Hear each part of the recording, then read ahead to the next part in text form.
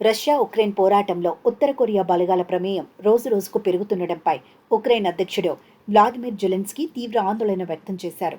ఉక్రెయిన్పై ఆక్రమణకు మద్దతుగా మాస్కోకు ఏకంగా 50,000 మంది సైనికులను పంపేందుకు ఉత్తర కొరియా అధినేత కిమ్ జోంగ్ ఉన్ వేగంగా సన్నాహాలు చేస్తున్నారని ఆయన ఆరోపించారు. ప్రారంభంలో కొద్ది సంఖ్యలోనే కనిపించిన కిమ్ సేనలు ప్రస్తుతం వేల సంఖ్యకు చేరి యుద్ధంలో ప్రత్యక్షంగా పాల్గొంటున్నాయని జెలెన్స్కీ వెల్లడించారు.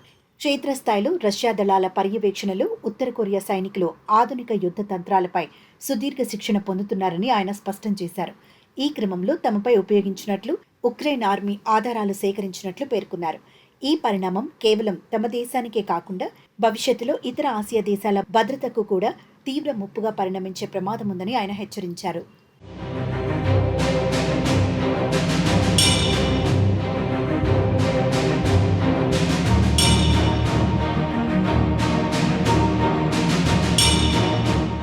యుద్ధ రంగంలో ప్రత్యక్ష అనుభవాన్ని సంపాదించడంతో పాటు రష్యా నుంచి సాంకేతిక లైసెన్సులు, అత్యాధునిక సైనిక పరికరాలను సొంతం చేసుకోవడమే లక్ష్యంగా కిమ్ ఈ వ్యూహ రచన చేసినట్లు జెలెన్స్కీ విశ్లేషించారు.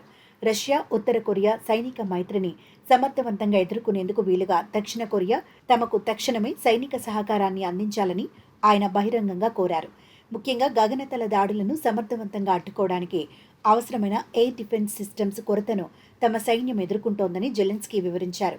ఈ క్లిష్ట సమయంలో దక్షిణ కొరియా నుంచి సాంకేతిక రక్షణ మద్దతు లభిస్తుందని ఉక్రెయిన్ తీవ్రంగా ఆశిస్తోంది.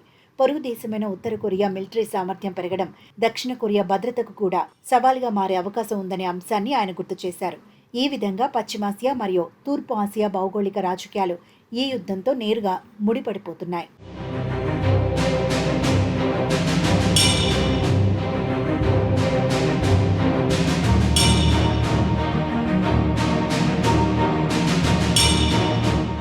మరోవైపు ఉక్రెయిన్కు అంతర్జాతీయ స్థాయిలో మద్దతును మరింత కూడగట్టేందుకు జెలెన్స్కీ తన దౌత్యపరమైన వ్యూహాలకు పదును పెట్టారు.